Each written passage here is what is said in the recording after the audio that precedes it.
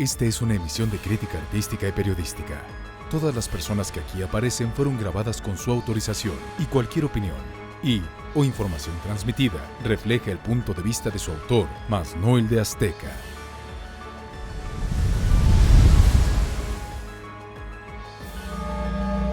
La historia detrás del mito presenta.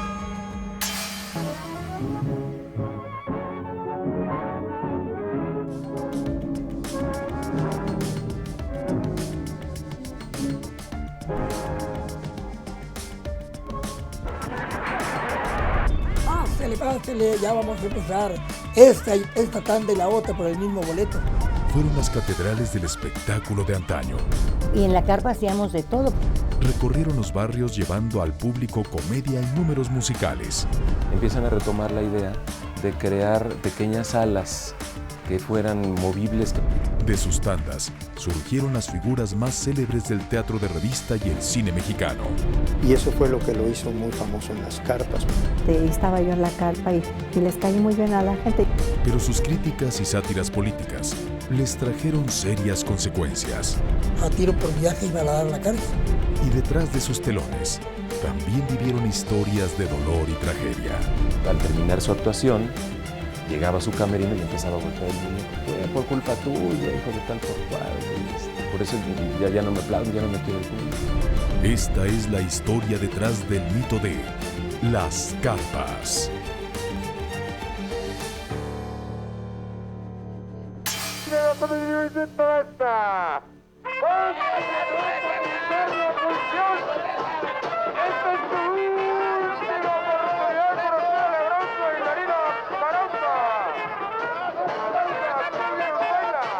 Las primeras carpas se montan hacia 1870 y tantos, y obviamente es una lógica consecuencia de las carpas de circo. Estando don Porfirio Díaz de presidente, traía de Europa grupos de teatro españoles, ópera, conciertos o ópera, bellas artes, o bailables de España. En todas esas empresas no había cavidad para el mexicano. El mexicano no podía entrar ahí de ninguna manera. Y la única solución fue armar una carpa. Los empresarios teatrales en ese momento empiezan a retomar la idea de crear pequeñas salas que fueran movibles, que fueran portátiles, para poderlas instalar en diferentes lugares, sobre todo de la Ciudad de México. El primero que obtiene permisos para montar carpas, y eso en el Zócalo capitalino, es Soledad Aicardo, Don Chole, y tenía una compañía circense. El circo era una cosa, pero en el mismo predio donde se asentaba el circo, se asentaba la carpa, ¿no? Y en la carpa hacíamos de todo. Tríos, también había tríos, había cantantes de ranchero. La carpa mexicana nace con una fuerza tremenda. Había un boletero fuera de la carpa y empezaba a gritarle a la gente: pásele, ya vamos a empezar esta tanda y la otra por el mismo boleto.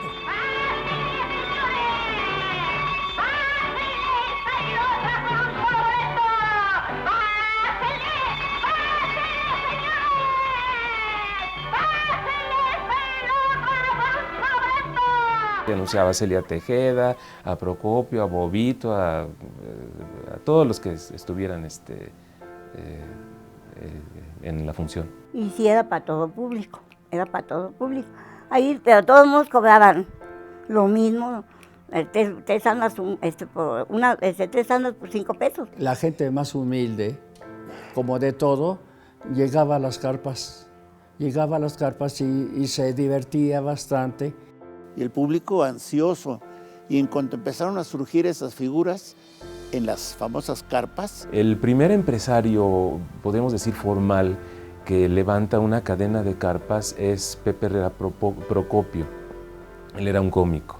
Y lo que hace es contratar a los artistas, a la gente que llegaba o quien a él le veía posibilidades, tanto de comicidad como de canto, como de actos circenses, de actuación, etcétera, para contratarlos en su cadena de carpas. A mí, como siempre, me gustó cantar y bailar. Yo iba a las carpas Y le decía, yo quiero trabajar, pero tan chiquita, ¿sí? Y dice, ¿qué pasa? Le digo, sé bailar rumba. Bailaba con el apagón, ¿qué cosa sucede? La Nedita Concepción, se muere mi pájaro. Nosotros hicimos pareja de baile excéntricos, cómicos, lo cual fue que así fue como agradó más al público. Bailábamos baile regional y luego ya salía en traje de mameluco, un traje corto, y ya después hacíamos el bailable del swing, del mambo, cha-cha-cha, rock and roll, de los ritmos que venían. Primero mi mamá fue carpera con mi papá, hizo comedia con mi papá, fueron comediantes, ellos de carperos más bien, haciendo un personaje, mi papá de Cantinflas y mi mamá de una borrachita, excéntrica, ¿sí? Que fue la primera Chupitos. Hicieron pareja de tango, entonces ya sabrás que fue el impacto en carpas, ¿no? Se llamaba el dueto cómico de Malafacha and Lili. Cada uno tenía, Mantequilla eran los Pompofitelli, que eran unos que terminaba cantando, el Resortes era el corneta, y era el soldado, y era el niño malcriado, eran los sketches de él. De Clavillazo era el vale, era los efectos de radio, el trago amargo, esos eran los sketches de Clavillazo. Cantinflas fue muy independiente porque él no hacía sketch, él hacía sus rutinas y terminaba bailando. No, digo, cada comediante tenía su repertorio propio. Y en la carpa sobraban elementos muy buenos que fueron destacando poco a poco. Y yo me integré a los 14 años a las famosas carpas porque yo iba a concursar. Todos los jueves había concurso de novatos. Varias veces gané en diferentes carpas y me llevaba como premio una cajetilla de cigarros. Yo me inicié en las carpas en 1967, a la edad de 4 años, imitando a Rafael. Pero cuando yo empecé a imitarlo así en las carpas, yo no sabía ni cómo le hacía a Rafael. Yo me imaginaba, ¿sí? Yo decía, hoy para mí es un día especial, hoy saldré por la noche. ¿Qué pasará? ¿Qué misterio habrá? Puede ser mi gran noche. Yo me imaginaba por la manera de cantar, de lo que decía la letra, yo imaginaba e intuía lo que decía. Era la fonomímica, lo que ahora le llaman el playback. Se quedaban impactados porque una persona de 4 años, haciendo a Rafael un divo, ¿qué pasaba? Ganaba yo, y a ver el aplauso para la cantante, ¿no? Para el trío, para el cómico, para la bailarina, para otro bailarín, para el niño, ¡ah, bravo! Y me decía, Rafaelito. No acababan los aplausos, se me daban las canciones y aplausos, no se paraba la gente. No, pasó Rafaelito, no hombre, la gente, el niño. Y ganaba, como Rafael. Entonces fue mi estandarte siempre, Rafael.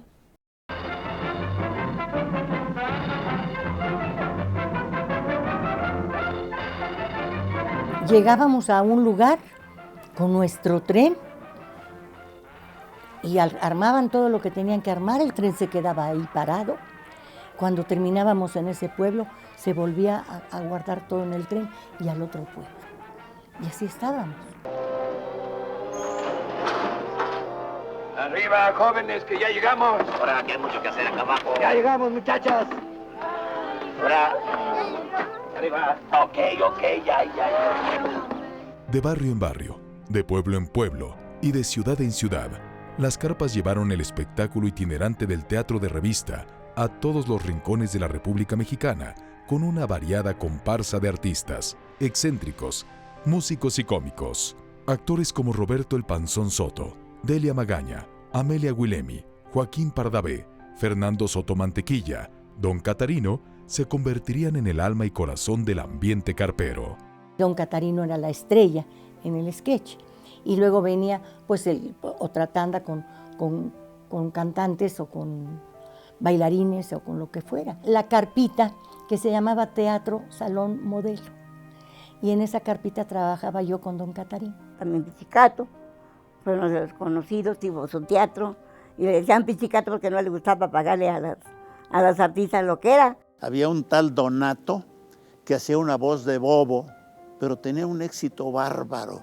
Le caía muy bien a la gente, tenía un buen repertorio de chistes. Había muchos, los Kícaros, por ejemplo, era un dueto que vestía de smoking, y cantaban porque había una guitarra y decían chistes, se contestaban, y sobre todo era un público muy inocente, no necesitaba de grandes cosas, se reía la gente de todo.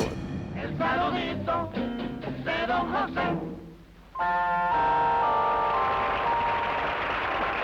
Hola, doña Pepa. Hola, don José. ¿Pasó usted por casa? Yo pasé. Las carpas, por supuesto, requirieron también de la participación de los músicos, de los cantantes, de los compositores. Entonces empezó a crear una fórmula muy peculiar de alternar lo que eran dramatizaciones o espectáculos circenses con números musicales.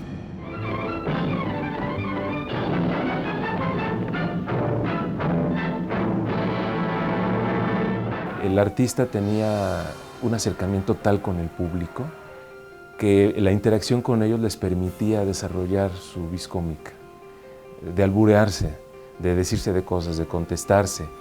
No utilizaban la grosería, pero ya en el guión no estaba que de pronto alguien le empezara a echar habladas a alguien del público y le tenía que responder. Y eso precisamente pues, era uno de los ingredientes principales tanto de la carpa como del teatro de revista. Deberías de usar la faja. ¿Para qué quiero yo la faja si yo estoy fuerte? Aquí hay músculo. Ahí no hay músculo, ahí hay menudo. Menudo no es menudo, es músculo. ¿Y para qué quiero la faja si no la voy a usar en la barriga? Te la pones en los cachetes. ¿Los cachetes para qué? Ahora, muchachos, ¿cuál de los dos les gusta? ¿Nos gusta para qué? Es para tirar al blanco al gordo. Los dos son iguales de gordos. Cuando no le cae bien a la gente, ahí van los jitomates. Se llevan de verdad guacales de jitomates, y no, seas variedad, seas bailarina, o seas sketchista, o seas cómico, si no le gusta calentar a los jitomates y te tenías que salir. Está canijo, no te creas, hasta eso. Hay que tener gracia, talento y todo para estar en las carpas.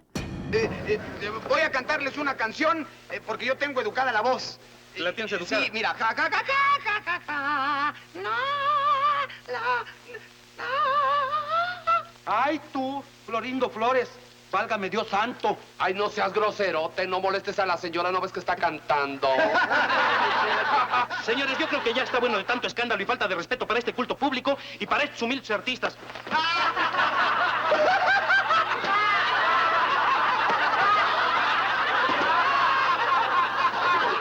Jorge Negrete, por ejemplo, fracasó en carpas. No les gustaba, lo notaron demasiado estirado, demasiado frío. El artista que se hacía ídolo era porque ya el público lo había calado. Generalmente los ponían a prueba y cuando a la primera representación eran aceptados por el público, entonces ya lo habían hecho, ya estaban del otro lado.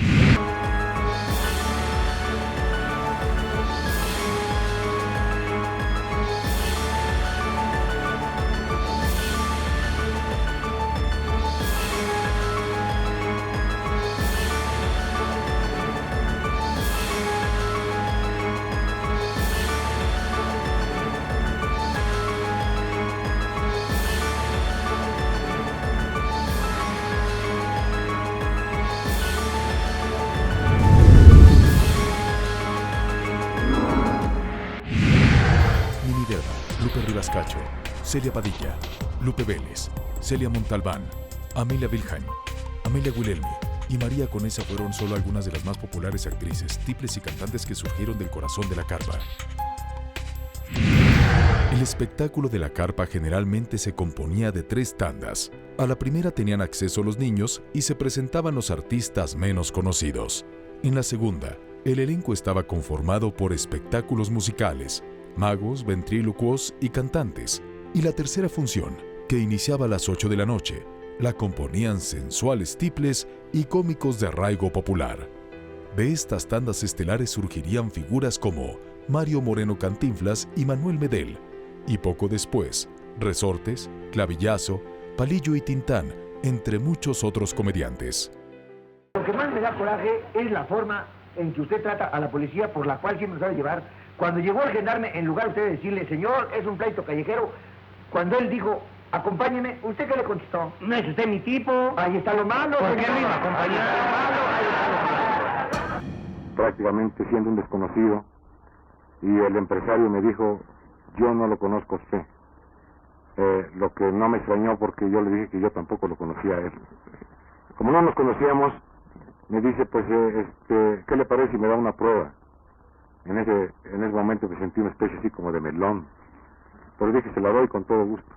Al otro día fui a trabajar, después de que vio mi trabajo, después de que afortunadamente tuvimos suerte y el público se divirtió, subí a decirme, bueno, aquí tienes un contrato por un mes, con el fabuloso sueldo de 15 pesos. 15 pesos comprendía el trabajo mío, el de Chilinsky y el de mi señora y mi cuñada. Aquí estuvimos trabajando un mes, con mucha suerte, al público le gustó mucho, y prácticamente ahí fue donde nació Cantinflas. Cantinflas se hace popular tanto como por esa jerga tan peculiar de hablar. De decir muchas cosas y no decir nada, y eso fue lo que lo hizo muy famoso en las carpas. Él empezó a desarrollar su vis cómica al hacer algunas pequeñas incursiones en algunas carpas que estaban en su entorno. Y era como un vaguito que no le consideraban oficio ni beneficio. Pero al empezar a desarrollar y de manera accidental esa jerga que no dice nada, que dice mucho pero en realidad no dice nada, de pronto los empresarios empiezan a fijar en él. Con 2 palabras le voy a decir así nomás. Desde el momento en que yo fui, ¿quién eres? ¿Por qué? Entonces, interpreta mi silencio. No.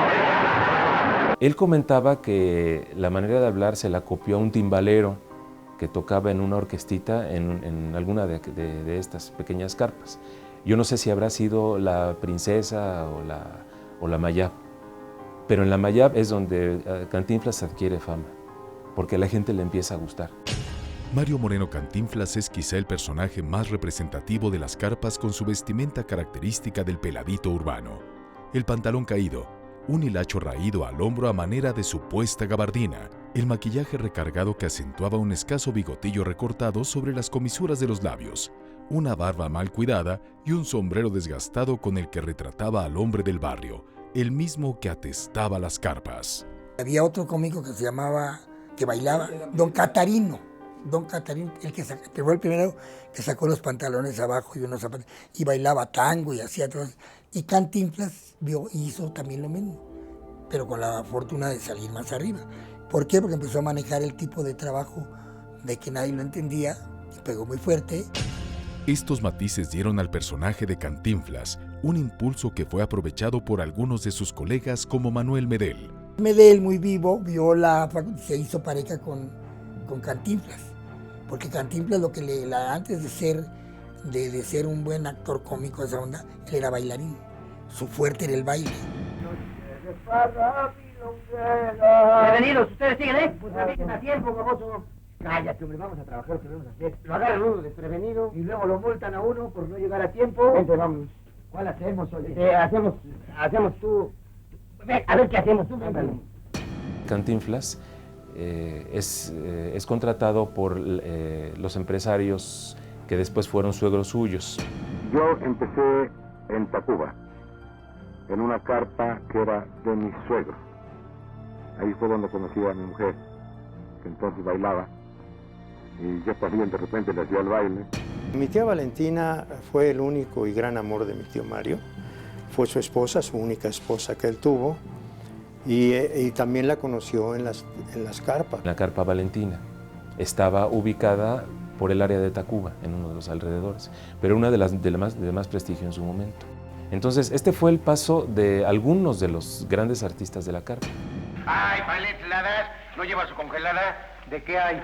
Pues mire, las de limón no se las recomiendo porque saben a coco, y las de coco a limón. Bueno, entonces, ¿de qué tiene? Momento, déjeme ver, no que adivine. Vale 20, pero se lo voy a dejar en 15 por la probadita. Ay, métasela en la boca porque van a estar las manos para aplaudir fuerte. Igual que Cantinflas, Resortes fue otro cómico de barrio surgido en las carpas. Su creador, Adalberto Martínez Chávez. Cuando yo empecé en mi carrera en las carpas, no existía televisión. Imagínate. Teníamos que darnos a conocer para el pueblo en las carpas. y luego en los teatros. Pues dejó de ir a la escuela y que llega un reporte a mi mamá que por qué se había ausentado de las clases o no asistía clases a Adalberto, que dieran una explicación. Ándale. Entonces mi mamá dijo con que no va a la escuela, ¿eh? Tenía yo 15 años, 1931, y vendía yo paletas heladas en el Teatro Hidalgo, ahí. Y entonces hicieron una obra que se llamó Tierra y Libertad, y entrada libre para que entrara toda la gente. Entonces a todos los que vendíamos paletas nos tomaron como comparsas para salir de agraristas. Cuando sale y ve en primera fila entre los telones a su mamá y a su hermano Carlos y a todos, le entró el pánico. Le entró el pánico y se metió a buscar algo con qué disfrazarse para que no le reconocieran. Entonces consiguió unos bigototes enormes y un sombrerote, abrieron el telón, todo el mundo le aplaudió y dice, es que me confundieron con el general Zapata. Y el de apuntador decía, sale, quítate de ahí, ¿quién te dijo que te pusieras el sombrero? Salte, idiota, salte. Pero pues terminó la primera función. Cuando terminó la función va el director de la carpa y le dice, oye, ¿quién te ordenó que te pusieras ese bigote y eso? La próxima función sales como eres. No tuvo más remedio que salir, la mamá lo vio y cuando llegó a su casa obviamente lo regañaron. Y mi mamá le tenía muy prohibido andar en esas cosas. Mi papá, cuando era dancing, ahí los llegó a sacar de una oreja a mi hermano, porque no quería que anduviera en esos ambientes. Pero Adalberto Martínez no abandonó su vocación. Más tarde formó pareja con el incipiente cómico y saxofonista Juan Flores, mejor conocido como Pito Loco. Se hacían llamar Los Espontáneos. Juan Flores interpretaba con su saxofón piezas melodiosas como La Calle 12 y San Luis Blues, mientras Adalberto las bailaba a ritmo de tap. Él y su pareja Pito Loco se empiezan a dar a conocer como Los Espontáneos. Ese fue básicamente su inicio. Mire, yo soy la mamá del muchacho que llaman aquí el espontáneo. Yo no quiero que trabaje en esto porque se puede volver vicioso y es lo que yo quiero evitar. Ay, señora, pero ¿por qué se ha de volver vicioso? ¿Por qué ha de tener un camino chueco, desviado? Nosotros seremos los primeros en evitarlo. El público lo reclama. No eches a perder una carrera que empieza apenas de este muchacho, que tiene un gran porvenir. Mi mamá no estaba muy conforme, pero pues no se opuso. Le exigieron que estudiara, pero no quiso. Dijo mi mamá, bueno, pues ¿para qué vamos a perder el tiempo con él? Y ya después, bueno, él pues adoptando esa manera extraordinaria que tenía para sentir la música sin haber jamás estudiado baile, de pronto se empieza a cotizar ya en el medio carpero.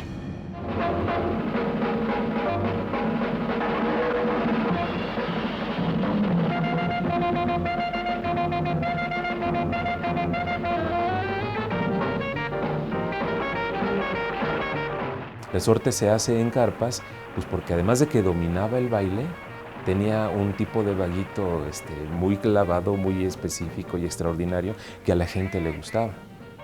Y entonces los empiezan a contratar en las grandes carpas. Él ya tenía perfectamente ubicado a su personaje. Es el personaje de barrio, propiamente dicho. Y llegaba Resortes a los escenarios con ese estilo tan peculiar y bueno, pues un manejo muy especial para hacer sketches en el teatro que después sus directores aprovecharon en el cine. Creo que es un comediante que estaba destinado a triunfar. 1, 2, 3, cha, cha, cha. 1, 2 y 3, cha, cha, cha.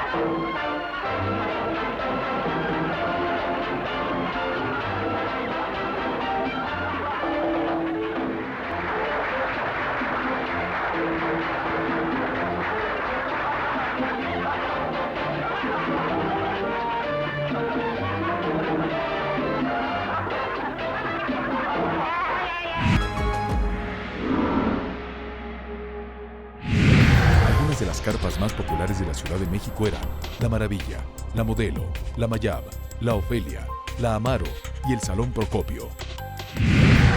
Una vestimenta holgada, así como una exagerada gesticulación y marcados movimientos de las manos, fue la fórmula que utilizó Antonio Espino Clavillazo para alcanzar notoriedad en las carpas.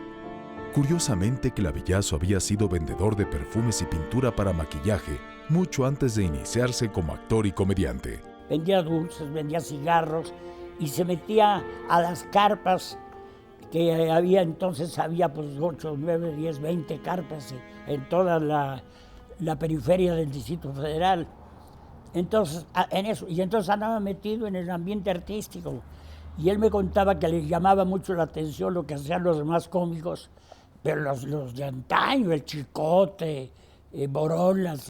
Y ahí conoció a Cantinflas, conoció a Resortes, conoció a Palillo. Él empieza a estudiarlos, la manera en que actuaban, en la manera en que hacían reír al público, para introducirse en el mundo carperil, que eran una especie de teatros ambulantes que recorrían principalmente la Ciudad de México. Pues él comienza a vender perfumes. Perfumes que él preparaba. Compraba unos frasquitos así de figuritas de animales.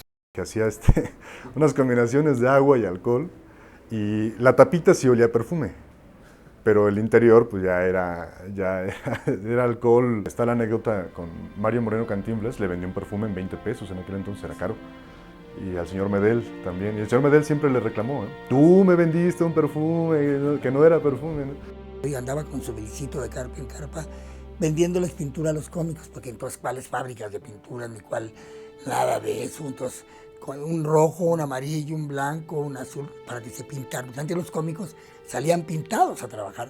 Él las hacía, con sus cremas, sus polvitos. Todo. El acercamiento constante de Antonio Espino hacia las carpas lo llevaría finalmente a debutar como actor cómico. Consigue trabajo de velador en una carpa, con una señora que la tenía en la Ciudad de México. Y entonces él no estaba de actor, sino que hacía el aseo y se quedaba a velar la carpa, ¿no? Pero en una ocasión, en una presentación de los actores carperiles, en un sketch, faltó uno de los actores. Y le dicen a Antonio, órale, pues tú, órale, pues sí, al quite, ¿no? Pero pues, ¿qué hago? ¿Qué digo? No, pues lo que se te ocurre, pues tú vas a seguir el sketch, ¿no? Y entonces Antonio dice, bueno, pues esto es lo que yo esperaba, pues voy a demostrar, ¿no? Él debuta entonces con el nombre de Chumiate. Se vestía un poco a la Cantinflas, con una camiseta blanca, fajado muy abajo de la cadera y pintado como Cantinflas se pintaba en tiempo de las carpas, ¿no? Era más o menos el mismo corte de cómico de carpa. Maquillaje inclusive con exageraciones. El cómico tenía que salir completamente maquillado y obviamente él lo hizo también. Entonces, Antonio Espino adoptó el mote de Clavillo, mucho antes que el de Clavillazo. Se lo puso a Adalberto Martínez Resortes, porque en aquel entonces él se pintaba una especie de clavos en torno a los ojos. Y Resortes le dice, oye, tú eres clavo, ¿no? Y así empezó él un tiempo. Después ya estimó que era conveniente que no se llamara más Clavillo para no recordar a Palillo. Que la gente lo confundía y pues a él lo abucheaban y a Palillo lo aplaudían, ¿no? Y también por otras broncas que tenía Palillo, por sus chistes políticos. Se empezó a vestir con estos sacos flojos y pantalones ahí todo mal fajado, en fin. Y pues a los cómicos era lo que les daba precisamente la oportunidad de gustar al público. Fue así como se transformó en Clavillazo, personaje que consolidó su popularidad en la carpa, pero que se consagró en el cine mexicano, igual que otra estrella cuya espectacular figura y sensual voz la volvieron un arquetipo. Y mis tías trabajaban ahí y entonces la acompañaban y en una ocasión alguien le pidió que cantara y empezó a cantar en la carpa y mi mamá estaba muy chiquita porque mi mamá empezó a los 9 años y empezó a cantar y les gustó y así luego le daban la oportunidad de cantar en las carpas. Está sellado por el destino. Cada que abrían el telón y cantaba yo así, gritaban. Entonces ya me di cuenta que lo que les gustaba el retardadito. El pujidito era el que entusiasmaba, sobre todo a los viejos rabos verdes, pero a todo mundo nos gustaba mucho el pujidito. Inmediatamente se levanta el público y aplaude Era una jovencita provinciana con aire candoroso, muy bien formada, que vestía con un vestido muy pegado a la piel. Empezaron, es que estoy gritando todos, tan buena. Y empezaron, María, ya nomás cantas y nos vamos. Fue esta característica interpretativa la que llevó a María Victoria, la cancionera del suspenso, a ser una figura recurrente en las imitaciones de otros cómicos de las carpas, como Delia Magaña.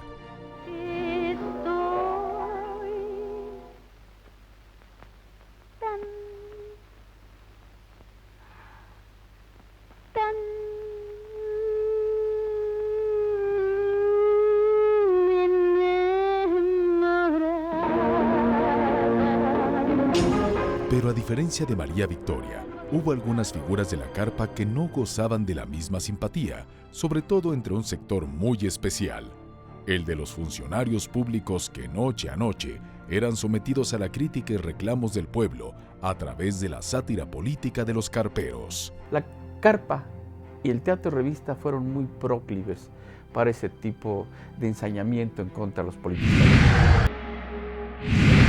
Dado el gran éxito que Mario Moreno había alcanzado con su personaje de Cantinflas en la Carpa Mayab, el empresario José Fustenberg mandó construir expresamente para las actuaciones del mimo el legendario teatro Folies Bergère. Concebido como un espectáculo para las clases sociales más pobres, la carpa fue el semillero de artistas populares más importante de las primeras décadas del siglo XX. Cómicos, cantantes, bailarines, excéntricos y una cauda de artistas novatos vieron crecer enormemente su popularidad en estos recintos de barrio, donde también se convirtieron en los abanderados de las protestas sociales contra el gobierno y sus funcionarios, a través de sátiras y parodias que a más de uno lo llevó a la cárcel. Las carpas gozaban de cierta impunidad, de orden, de libertad de expresión. Realmente, cuando venía alguna censura, la censura llegaba de golpe y porrazo y le cerraban la carpa, como sucedió con una revista titulada El Máximo Pachuco, del cual Resortes era una de las figuras primordiales. Pero lo que sucede es de que estaban haciendo prácticamente una parodia de Maximino Ávila Camacho, que era el hermano del presidente en turno, Manuel Ávila Camacho. La carpa y el teatro revista fueron muy proclives para ese tipo de ensañamiento en contra de los políticos. A muchos políticos les gustaba, incluso mandaban regalos para que se les hiciera un pequeño sketchito. El gobierno se dio cuenta de que el espectáculo teatral podía ser un desahogo también, pues por todas las presiones políticas. El propio Álvaro Obregón les daba a los artistas, tanto de carpas como de teatro, algunos pies para que ellos le echaran tierra, supuestamente, al propio presidente Obregón. Eso le encantaban a él. Les gustaba verse satirizados. Entonces la carpa y el teatro funcionaron como una especie de noticiero en escena, tanto para poner al día de lo que estaba sucediendo, como para poder en efecto satirizar a los funcionarios que estaban en ese momento. Armando Sotolamarina, el Chicote, en las carpas era el mejor cómico, el de más atractivo. Pero, como le gustaba ponerse muy alegrito, pues cada rato fallaba. Y no había cómico estrella en la carpa esa. Entonces los empresarios empezaron a preguntar de qué prospectos podría haber.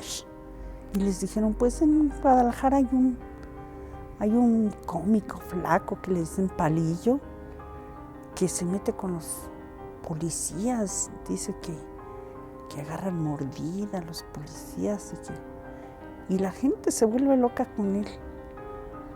Pues mandaron a una comisión de aquí de 2 personas para que contratara al Palillo de Guadalajara. En donde estaba Palillo, que era la estrella. Ese sí no era respetuoso. Porque era el que más les tiraba al gobierno. Palillo ni se diga. Sus sketches eran diario diferentes, pero era el mismo, porque compraba los periódicos y en las últimas noticias, los encabezados y lo que decía de política, sobre eso hacía sus sketches. Sí, señor, la voluntad del pueblo que todo buen gobernante como usted debe respetar, porque solo acatando la soberana voluntad popular podrán los mandatarios hacer grande el país que gobiernan. Palillo tuvo la mala suerte de que a tiro por viaje iba a dar a la cárcel. Un abogado del jurídico de la ANDA le aconsejó, ampárate con las acciones de tu trabajo, de eso vives, no pueden atacarte en tu trabajo. Entonces se amparó. Entonces salía del sketch que era, traigo mi amparo. Y ya en el mismo sketch decía, porque yo hablo de lo que me dé la gana, que me salga del forro del presupuesto, porque para eso traigo mi amparo. Ya lo utilizaba como rutina de él.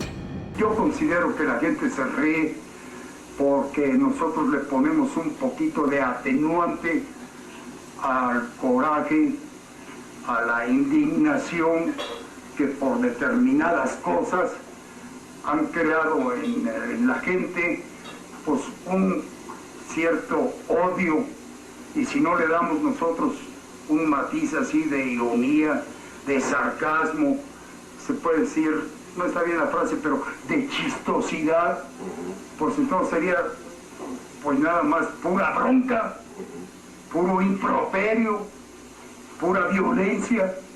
Y bendito sea Dios, yo considero que aquí entre chiste, payasada y payasada, aventamos un señalamiento, una crítica o una cosa despectiva a un funcionario, un político, se ríe la gente, aquí todavía lo hacemos. ¡Esta era otra función bonito! ¡Pásale a ver a la exótica bailarina de la caramba! Es la única que tiene controlado la corte. Pero el espectáculo de la carpa no siempre fue motivo de regocijo y esplendor artístico para quienes formaron parte de su historia.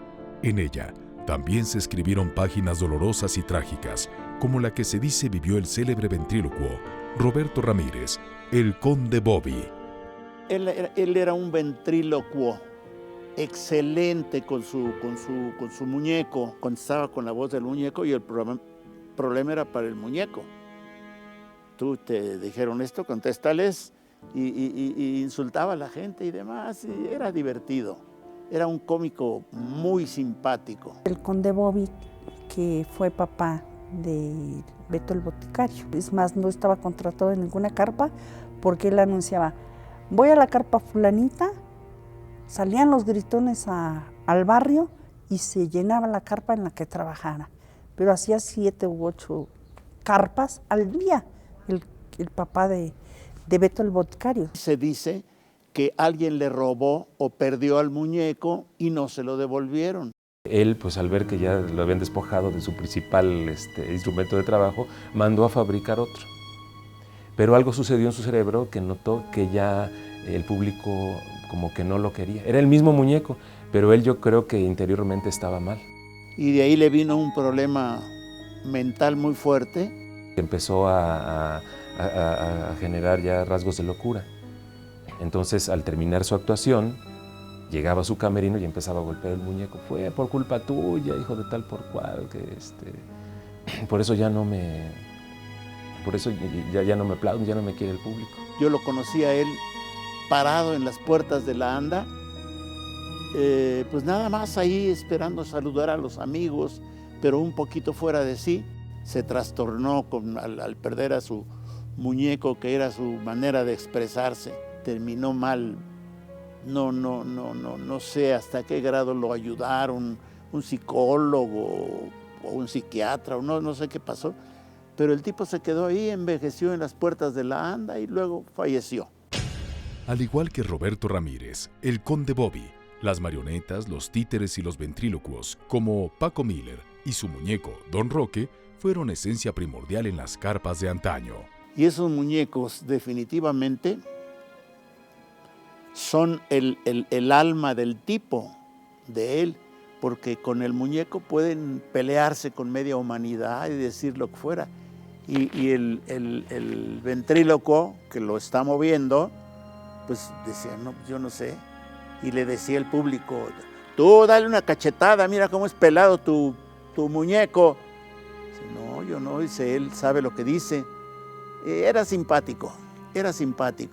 Paco Miller adquiere su primera carpa en los Estados Unidos. Utilizó una estructura que antes había sido un templo religioso. Y dijo, no, pues como es templo religioso le voy a poner La Santa. Y así se llamó esa carpa, La Santa, de la compañía de Paco Miller. La empresa de Paco Miller y la empresa de Procopio fueron para mí las más importantes, las más grandes. Porque además de que aglutinaban a los mejores artistas, Tintán entre ellos, Tintán se genera gracias a la compañía de Paco Miller.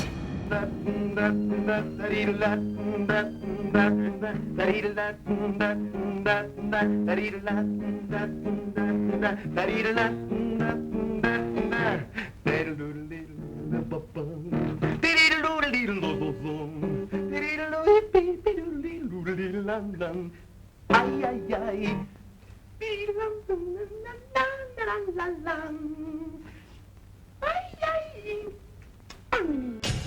Pero, ¿qué llevó a estas memorables fábricas de artistas y talentos de antaño a bajar su telón y a propiciar con ello su irremediable desaparición? Casi todos los artistas que salían que surgían en las carpas no deseaban quedarse en las carpas.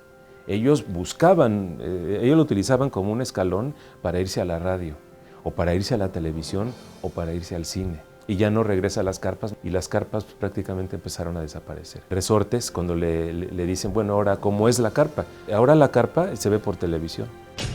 Las carpas, las catedrales del espectáculo popular mexicano. Una tradición, un escenario, una historia inolvidable. Adiós, doña Pepa. Adiós, don José.